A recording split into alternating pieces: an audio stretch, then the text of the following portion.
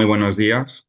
Soy Miguel Ángel Bruno Benita del Hospital General de Valencia y me presento. Voy a moderar el día de hoy en sustitución a Quique Santas el latido de este último ciclo y posteriormente presentaré los próximos latidos ya entrando en el próximo ciclo de octubre.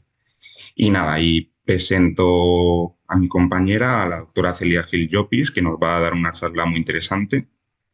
Y nada, doy la entrada. Pues bueno, buenos días a todos. Yo soy Celia, trabajo en el Hospital General de Castellón, soy cardióloga clínica y bueno, en fin, hoy os traigo una charla, ¿no?, sobre miocardiopatía dilatada y genética. Y esto en realidad no pretende ser una sesión magistral sobre cardiogenética, pero bueno, sí que pretendo familiarizaros un poco con algunos términos y sobre todo pues intentar convenceros de lo importante que es pedir genética en muchos casos, ¿no? Entonces, bueno, las primeras recomendaciones sólidas y sistemáticas sobre genética y miocardiopatía dilatada llegan en el año 2023 de la mano de las guías europeas sobre el manejo de las miocardiopatías. Y en las guías lo que nos vienen a decir es que en aquellos pacientes que tienen una miocardiopatía dilatada y que portan una mutación patogénica en uno de estos genes arrítmicos, pues podemos bajar el umbral, y en aquellos pacientes que a pesar de tener una FEBI mayor al 35%, pues cumplen o asocian algún otro factor de riesgo, podemos implantar un DAI en prevención primaria. Pero es que desde el año 2023 hasta aquí pues no han salido ninguna guías nuevas, no tenemos tampoco ningún camino a seguir, ¿no? Y la verdad es que las cosas pues han cambiado bastante, ¿no? Y se ha publicado bastante. Y la realidad es que cuando hoy en día hablamos de miocardiopatía dilatada, pues creo que se ha abandonado un poco esta definición estricta, ¿no?, de ventrículo dilatado y disfuncionante, y en muchas ocasiones englobamos dentro del término de miocardiopatía dilatada otras formas de miocardiopatía, sobre todo de miocardiopatía de ventrículo izquierdo, como puede ser la miocardiopatía hipocinética, en la que el ventrículo no está dilatado pero sí está disfuncionante, o incluso la miocardiopatía izquierda no dilatada ni hipocinética. Como bien os comentaba, ¿no?, estas son las guías de 2023 con las que he empezado la sesión, en las que se bajaba el umbral, ¿no?, para indicar el DAI en prevención primaria, que son unas tablas que ya conocemos todos. Y lo que venía diciendo es pues que el término de miocardiopatía dilatada está incluyendo otras formas de miocardiopatía de ventrículo izquierdo, y remarcar aquí lo que estaba comentando es que también se incluyen muchas formas de miocardiopatía izquierda no dilatada ni tampoco hipocinética, en la que el ventrículo no va a estar ni dilatado ni disfuncionante, pero que sí que vamos a encontrar algún grado de afectación estructural en forma de fibrosis. Entonces, yo si os pongo estas imágenes, ¿no?, la mayoría de vosotros lo único que vais a poder decirme es que son pues 3 pacientes distintos que parece que tienen una disfunción ventricular moderada severa, pero más allá de eso, pues no podemos decir mucha cosa más, ¿no? Y es que además de un contexto clínico, probablemente todos vamos a echar en falta una serie de pruebas complementarias. Y si bien es cierto que hace ya unos cuantos años nos conformábamos con hacer un cateterismo cardíaco para discernir si la causa de la disfunción ventricular era de origen isquémico o no, pues en la actualidad, ¿no? Nadie asume que un paciente con una disfunción ventricular de novo, en la que el origen no sea isquémico, no se le vaya a hacer una resonancia magnética, porque a todos nos parece muy importante saber si tienen fibrosis, no la tienen o en qué localización tienen la fibrosis. Pues en línea de esto yo creo que los siguientes pasos, ¿no?, van a ir a asociar genética prácticamente a todos los pacientes, porque sabemos que el tener un gen u otro mutado pues nos va a condicionar un pronóstico u otro, y ello nos va a permitir, ¿no?, hacer un seguimiento más personalizado del paciente y en muchas ocasiones pues tomar decisiones. Entonces, bueno, ya sabemos, ¿no?, que hay algunos genes que tienen implicaciones pronósticas a nivel arrítmico, pero ¿qué otras implicaciones pronósticas pueden tener? Pues bueno, yo en línea a esto os traigo este estudio que se publicó el año pasado, que me parece un estudio súper interesante. Es un estudio multicéntrico que se desarrolló a nivel nacional y que se lideró desde el Hospital Puerta de Hierro en Madrid. Y bueno, en este estudio lo que hicieron fue incluir pacientes con diagnóstico de miocardiopatía dilatada, en el que el criterio de inclusión fue tener una FEBI menor al 50%, independientemente si el ventrículo estaba dilatado o no, y su objetivo primario fue ver eventos de insuficiencia cardíaca avanzada. Entonces, fijaros, Por un lado, ojo la rentabilidad del estudio genético que tienen en esta cohorte, que casi el 43% de los pacientes presentaban variantes patogénicas o probablemente patogénicas. La edad media fue mayor, de casi 51 años, y aunque el criterio de inclusión fue una FEBI menor al 50, pues fijaros que la FEBI media fue de en torno al 33%. Y los autores, ¿no?, clasifican como un grupo de riesgo arrítmico, que son aquellos pacientes que portan mutaciones en el gen de la lamina, la filamina C, genes desmosómicos, fosfolamban, TMM43 y RBM20. Y en este subgrupo de pacientes, pues nos dicen que fijaros que a priori si lo vemos parece como un grupo de pacientes de incluso menor riesgo, porque son pacientes más jóvenes, los ventrículos están menos dilatados, la FEBI parece que es un poco más alta y bueno, en relación a esto, ¿no?, pues hay una tasa menor de tratamiento neurohormonal. Y además en este subgrupo de pacientes se vio que había una prevalencia mayor de mujeres sobre hombres. Y en cuanto a eventos, pues bueno, fijaros, ¿no? Para sorpresa de nadie, los pacientes que portaban mutaciones en genes arrítmicos tenían un mayor riesgo arrítmico, pero la sorpresa vino aquí, ¿no? Y es que resulta que estos pacientes no solo tienen un mayor riesgo arrítmico, sino que también tenían un riesgo muchísimo mayor de eventos de insuficiencia cardíaca avanzada. Y luego, si os fijáis aquí, o sea, hay como dos curvas claramente diferenciadas. Por un lado están los pacientes que se considerarían de menor riesgo, que incluyen a los pacientes que tenían o una genética negativa o portaban mutaciones en el gen de la titina, y por otro lado, los pacientes que se consideran de mayor riesgo, ¿no?, que son tanto los que portan mutaciones para genes arrítmicos como los que portan mutaciones en otros genes, como pueden ser genes sarcoméricos. Y los autores lo que dicen es que estos hallazgos, ¿no?, a ellos les cuadran porque ven que la tasa de remodelado inverso en los pacientes que tienen una genética positiva y que no sea una titina, ¿no?, pues es bastante baja, de en torno al 27%. Y además hacen una cosa muy interesante, y es que hacen un análisis por subgrupo según si la FEBI es mayor o menor al 35%, ¿no? Y fijaros, en cuanto a insuficiencia cardíaca, sí que parece claro, ¿no?, que tener una FEBI menor al 35% multiplica significativamente el riesgo de tener eventos de insuficiencia cardíaca, pero ojo, cuidado, porque incluso en este subgrupo la genética, ¿no?, también marca o tiene implicaciones pronósticas relevantes, y es que los eventos en los pacientes que tienen mutaciones en genes arrítmicos o mutaciones en otros genes que no sea la titina casi doblan el número de eventos respecto al resto del grupo. Y en cuanto al riesgo arrítmico, pues aquí otra vez resultados muy interesantes, porque parece que la FEBI baja por sí misma tampoco discrimina bien el riesgo arrítmico, ¿vale? Fijaros aquí en la gráfica de la izquierda hay un grupo de pacientes que son los que portan mutaciones en genes arrítmicos que siguen teniendo eventos arrítmicos a pesar de tener una FEBI mayor al 35%, y por contra en esta gráfica de la derecha vemos como pacientes que portan mutaciones en titina o que no tienen ninguna mutación genética, pues apenas tienen eventos, ¿no?, comparado con los que tienen una FEBI mayor de 35. Con lo cual, probablemente, ¿no?, y en un futuro, pues a la hora de indicar desfibriladores no vamos a tener en cuenta solo la FEBI, sino que habrá que integrar muchas otras variables. Entonces, bueno, ya sabemos, ¿no?, que la genética es importante, pero ¿a quién le pido yo genética? Porque, claro, venimos de un estudio donde la rentabilidad es de casi el 43%, pero esto se aleja mucho de la realidad que vivimos en práctica clínica real. De hecho, yo creo que en la mayoría de los centros apenas nos acercaremos, ¿no?, al 20-30% de rentabilidad diagnóstica. Entonces, quizás en el futuro o en un mundo ideal deberíamos de pedirle genética a todo el mundo, pero en este mundo que es el real, pues vamos a tener que seleccionar. Y desde luego, a mí si me preguntáis, pues yo ¿a quién le pediría un estudio genético? Pues desde luego a aquel paciente, ¿no?, que hace el debut de la miocardiopatía a una edad joven, cuando tenemos menos de 60 años, cuando hay antecedentes familiares, también cuando entre los antecedentes no constan fibrilaciones auriculares a edades muy precoces. Ya tenemos también todos muy integrado, ¿no?, que aquellos pacientes que presentan miocarditis de repetición pueden tener un sustrato genético de bajo, con lo cual aquí también nos lo podemos plantear. Y luego, sobre todo, pues cuando hacemos resonancias a los pacientes y la resonancia pues tiene patrones de fibrosis que parecen de alto riesgo, ¿no?, pues sobre todo ahí pedir el estudio genético.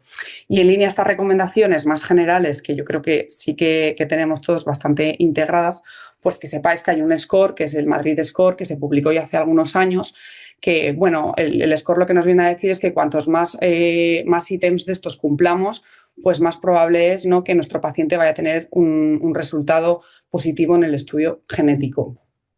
¿Y esto por qué es importante hacerlo? Bueno, uno, a nivel pronóstico ya hemos visto lo importante que es para el propio paciente, pero luego también por los familiares, porque no solo nos permite diagnosticar la enfermedad en una fase subclínica, sino que quizás en un futuro no muy lejano nos va a permitir también prevenir el desarrollo de la enfermedad. Y es que actualmente hay un ensayo a nivel nacional, que es el EARLY-SIN, que lo que está investigando es si el iniciar un tratamiento precoz con ARA2 en pacientes que sean portadores del genotipo, pero que no hayan desarrollado todavía el fenotipo, pues puede o bien prevenir el desarrollo de la enfermedad o retrasar la aparición de la disfunción ventricular. Y todo esto de la genética, ¿no? A veces se nos hace un poco bola porque nos han vendido que es un poco difícil, pero la realidad es que no lo es tanto, porque casi el 70% de las formas de miocardiopatía dilatada o miocardiopatía de ventrículo izquierdo de origen genético se deben a mutaciones en estos 5 genes. A mí me explicaron en un curso que estos 5 genes los teníamos que recordar como los 5 grandes de África y me pareció un buen truco. Y es que estos 5 genes, además de ser los más frecuentemente mutados, comparten 2 características en común que son muy importantes. Por un lado, tienen una herencia autosómica dominante. Eso quiere decir que si yo tengo un paciente que porta una mutación en uno de estos genes, cualquiera de sus descendientes va a tener un 50% de probabilidades de desarrollar la enfermedad. Y la segunda característica que comparten es que todos son intolerantes a la haploinsuficiencia. ¿Y qué quiere decir esto? Pues esto quiere decir que cuando yo reciba el resultado de un estudio genético y lea que hay una mutación tipo truncamiento o que produce una pérdida de función en este gen, pues con muchísima probabilidad esta variante va a ser probablemente patogénica. El gen más frecuentemente afectado es la titina, lo acabamos de decir, su mecanismo patogénico es la haploinsuficiencia y estamos muy acostumbrados, ¿no?, a ver en los resultados de los estudios genéticos que se encuentran de forma paralela, ¿no?, variantes tipo missense en la titina. Deciros que una missense en titina por norma general nunca va a ser nada, ¿vale?, porque hay mucha variabilidad en este gen en la población. Y bueno, deciros también que es un gen que las formas mutadas del gen también son bastante frecuentes en población general, ¿vale? Y no todo el mundo desarrolla una dilatada. ¿Y esto por qué es? Pues esto es debido a que las mutaciones en titina tienen una penetrancia incompleta. Y eso quiere decir que en muchas ocasiones vamos a necesitar de otros factores promotores o modificadores, como puede ser un antecedente por quimioterapia, el alcohol, una fibrilación auricular rápida, etcétera, que se vayan a comportar como triggers para desarrollar, ¿no?, la forma dilatada de la enfermedad. En general, de titina deciros que es un gen que comparado con los demás pues tiene un pronóstico un poco más amable. Parece que la respuesta al tratamiento médico es bastante buena, en torno al 60% de los pacientes remodelan el ventrículo y mejoran la FEVI a lo largo del seguimiento y en general pues bueno, sabemos que es un gen que tiene un riesgo arrítmico bajo. Os presento este estudio, ¿vale?, que también es un estudio reciente y que lo que pretendió no es analizar qué impacto tienen estos factores promotores clásicos sobre portadores de variantes truncantes en titina. Y bueno, para mí aquí hay dos conclusiones que son muy interesantes. Por un lado, fijaros, el sexo masculino se comporta como un factor de riesgo y es que no solo hay una penetrancia más alta del desarrollo de la enfermedad en hombres, sino que parece que estos debutan casi 10 años antes que las mujeres. Y luego, por otro lado, un tema también que muchas veces se debate es que en este estudio se vio que la localización en el gen de la mutación truncante en titina no modifica significativamente el desarrollo ni la edad de inicio de la enfermedad. Además, en este estudio se hizo una estratificación de los pacientes por edad de debut y factores de riesgo asociados. Y fijaros, parece ser que los factores de riesgo, los factores promotores de la enfermedad, tienen su máxima expresión o tienen su máxima influencia cuando la edad de los pacientes es más joven. Y por contra, aquellos factores protectores, como puede ser la toma de betabloqueantes y caso ARA2 por otro motivo o la realización de ejercicio de moderada intensidad, pues funcionan mejor cuanto más mayor es mi paciente. El segundo gen en frecuencia es la lámina A, ¿vale? Otra vez lo mismo, aquí el mecanismo patogénico principal va a ser la haploinsuficiencia, pero cuidado porque aquí las mutaciones missense también pueden ser patogénicas, sobre todo cuando afectan a ciertas regiones hotspot que ya tenemos bien reconocidas. Aquí no pasa como en la titina, la penetrancia es bastante más alta, en torno al 90%, la mayoría de pacientes con más de 60 años, ¿no?, pues nos habrán dado la cara.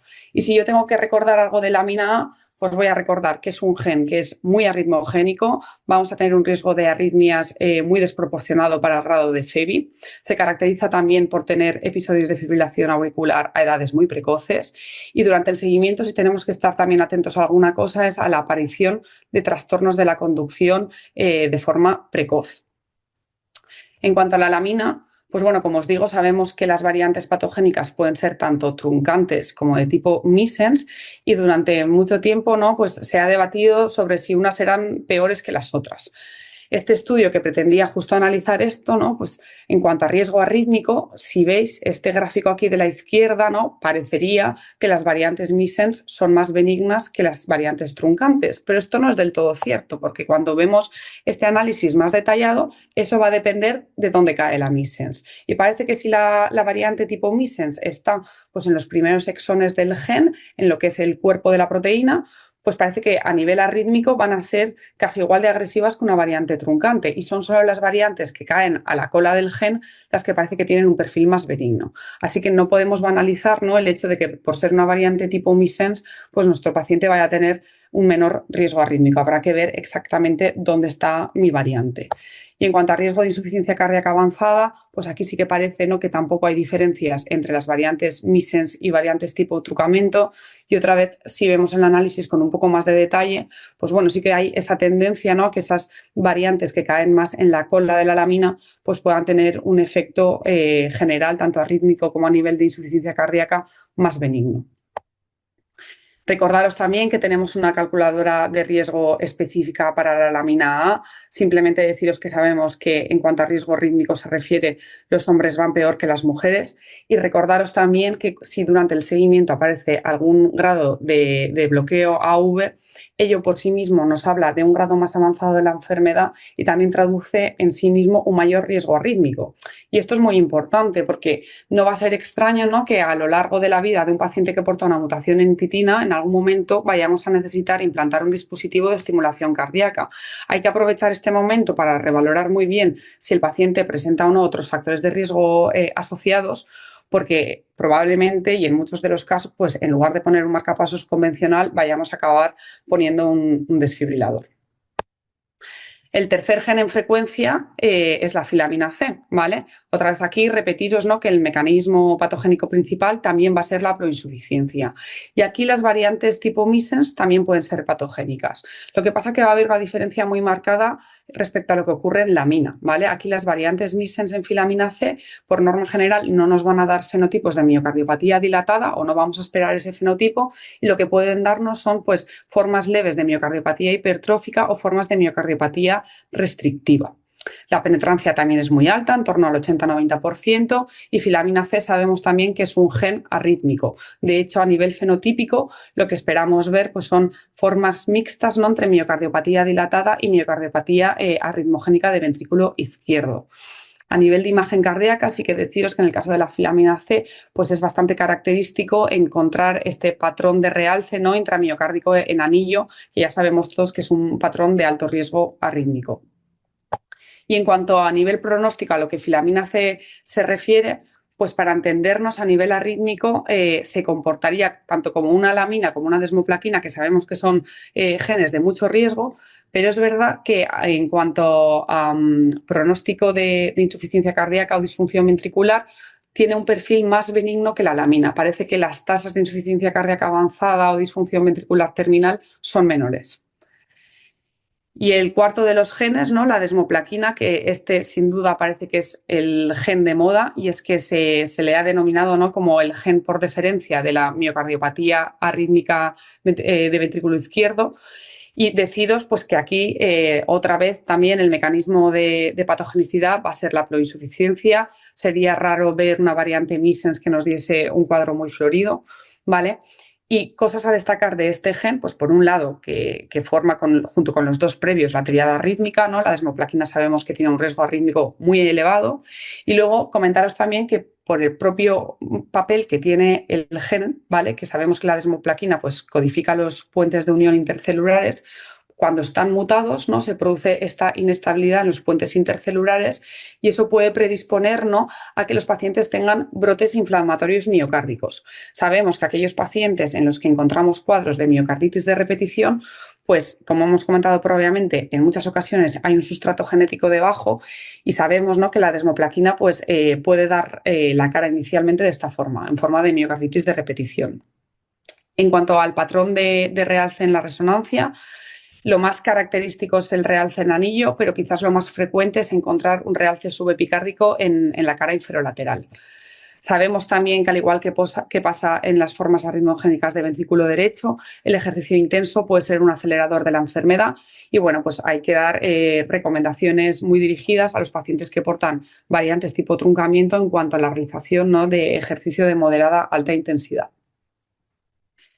La desmoplaquina, como he dicho, está de moda, se han publicado muchos artículos recientemente, pero a mí este es el que me parece más interesante porque este artículo va del genotipo al fenotipo. No vemos lo que pasa, como pasa en otros artículos con formas de miocardiopatía dilatada que tienen mutaciones en desmoplaquina.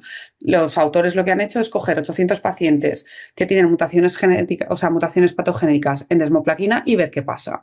Y fijaros, la primera sorpresa es que el fenotipo más frecuente no es la miocardiopatía arritmogénica de ventrículo izquierdo, es la miocardiopatía arritmogénica de ventrículo derecho, ¿vale? Luego ya sí la sigue la de ventrículo izquierdo y ya en tercera instancia las formas dilatadas. La manifestación más frecuente es la rítmica, casi el 18% de los pacientes presentaron taquicardias ventriculares sostenidas durante el seguimiento y parece, ¿no? que en cuanto a ICE se refiere, pues también tiene un perfil menos agresivo. Solo el 9% de los pacientes presentaron hospitalización por insuficiencia cardíaca y solo el 5% de los pacientes necesitaron trasplantes durante el seguimiento. En lo que a estos episodios de inflamación miocárdica se refiere, el 9% los presentaron, ¿vale? Y ahora veremos qué pasa con estos pacientes.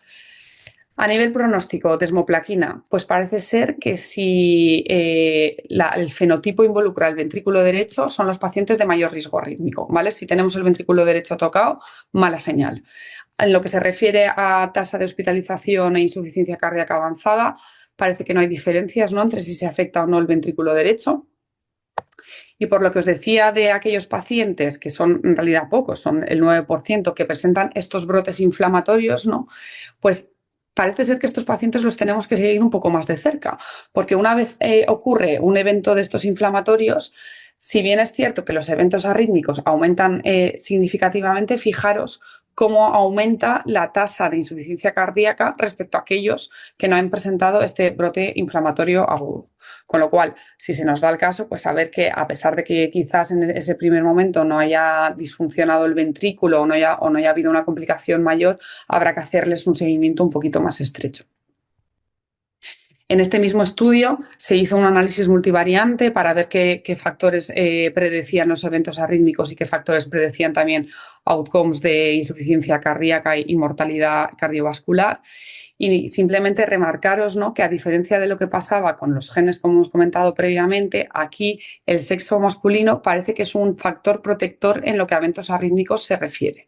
Y luego para eventos de insuficiencia cardíaca, eventos arrítmicos y eventos de muerte cardiovascular, parece que el factor predictor más fuerte es tener una FEBI por debajo de 50, parece ser, ¿no? que es lo que más nos va a marcar el pronóstico en estos pacientes que tienen mutaciones en desmoplaquina.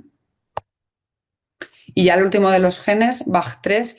De BAG3 la verdad es que tenemos bastante menos información y eso es debido a que es un gen mucho menos frecuente, pero sí que sabemos que el pronóstico es claramente peor también en varones y sabemos también que a pesar de que es un gen que no se caracteriza por tener un riesgo de arritmias muy desproporcionado, pues no hay que banalizarlo, no es un gen benigno, la incidencia de insuficiencia cardíaca avanzada es relativamente alta y no es infrecuente, ¿no? encontrar a los pacientes trasplantados.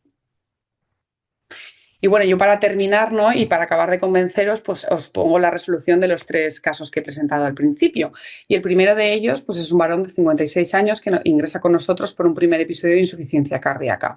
La verdad es que la primera ecocardiografía que le hicimos fue terrorífica porque tenía una disfunción biventricular crítica, pero se le inició tratamiento neurohormonal, se hizo una resonancia, se vio que no había fibrosis, se le pidió estudios genéticos y ha ido haciendo el seguimiento en consultas.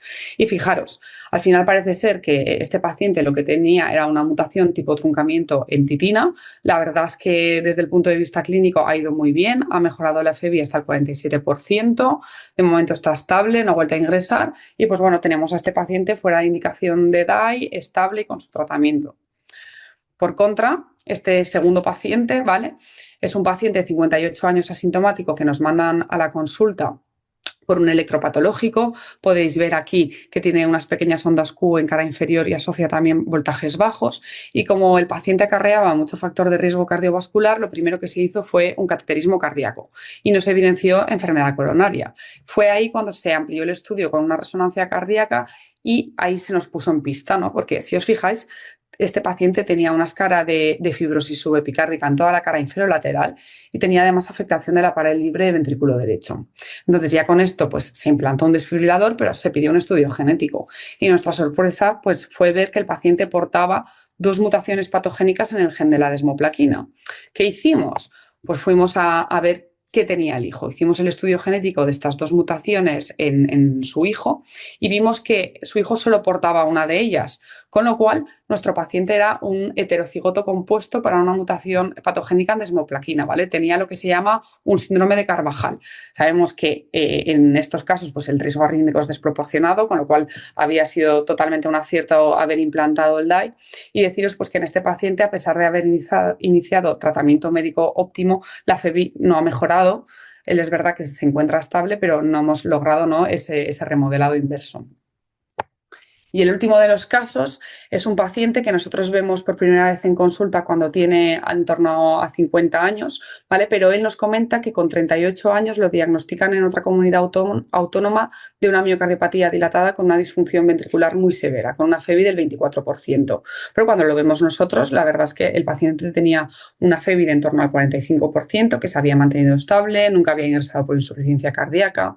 Nos mosqueó un poquito que tenía mucha extrasistolia ventricular en el electro y que además el paciente nos relataba muchos antecedentes de muerte súbita en la familia y se le pidió una resonancia. Y la verdad es que la resonancia tampoco llamaba mucho la atención, no había fibrosis, simplemente fibrosis intersticial difusa y pues por esos antecedentes de familiares de muerte súbita se le acabó pidiendo un estudio genético. Y fijaros, el paciente portaba una mutación probablemente patogénica en RBM20 y con esto pues y una FEBI del 45% más todos los antecedentes de muerte súbita se le acabó implantando un desfibrilador. Y estos 3 casos, ¿no?, son casos fáciles que tenemos nosotros en la consulta y que os pongo pues para ilustrar que es muy importante saber si el origen de la miocardiopatía es genético o no, porque claramente nos va a condicionar a la hora de tomar decisiones y porque nos va a permitir pues hacer un seguimiento mucho más específico para cada paciente. Y dicho esto, ¿no?, pues simplemente las conclusiones. Recordaros que tenemos estos 4 genes, lamina, filamina C, desmoplaquina y RBM20, que tienen un riesgo arrítmico muy desproporcionado. Saber también que estos mismos genes arrítmicos no son solo genes que aumentan el riesgo arrítmico, que también nos aumentan de forma significativa el riesgo de insuficiencia cardíaca avanzada. Y luego, bueno, saber que el sexo masculino se comporta como un factor de riesgo para las mutaciones en titina, lamina y BAG3, pero que parece que sí que tiene pues, un perfil más benigno en cuanto a riesgo arrítmico se refiere para las mutaciones en desmoplaquina. Yo espero que dentro de un futuro, al igual que ahora estamos pidiendo resonancias de forma sistemática a todos los pacientes, pues tengamos la capacidad, ¿no?, de pedir también estudios genéticos. Y eso es todo. Esta es la bibliografía que he utilizado. Así que, bueno, si tenéis cualquier pregunta. Bueno, pues enhorabuena por la presentación. Nuevamente, muy buena faena de síntesis, que has condensado todo en muy poco tiempo. Entonces, enhorabuena. Damos paso a Sergio, que nos habla de la acreditación, porque esto es un curso acreditado, que tenemos que hacer un test si queremos tener dicha acreditación. Bueno, pues buenos días a todos. En primer lugar, muchas gracias, doctora Celia, por la presentación. Ha sido excelente. Doctor Miguel, también por la moderación y, por supuesto, a la Sociedad Valenciana de Cardiología por permitirnos seguir patrocinando este evento. Y como acaba de decir el doctor Miguel, esta va a ser la última sesión de este ciclo. Se está preparando a través de la sociedad ya el siguiente ciclo que comenzará después del verano. Entonces ya está preparado, tienen a través de la Sociedad Valenciana de Cardiología el link para poder acceder a la acreditación. Recordarles que esta acreditación tiene solamente un intento y ese link le va a llevar a Organon Pro, a través del cual pueden hacer el test. Comentarles también que esta presentación, como siempre, quedará grabada durante unos días en Organon Pro y luego quedará de forma permanente tanto a través de la sociedad como a través de Organon Pro. Y por último, bueno, pues nada, darle muchas gracias de nuevo a la doctora por esta presentación, a todas las sedes que, por cierto, han estado todos súper agradecidos de la presentación, tanto el Clínico, el Arnau, Castellón, PSET, Sagunto y la FE, todos han dado las gracias por la excelente presentación y gracias por este ciclo que cerramos aquí y empezamos a continuar con esta actividad después del verano. Con todo ello, pues gracias a todos.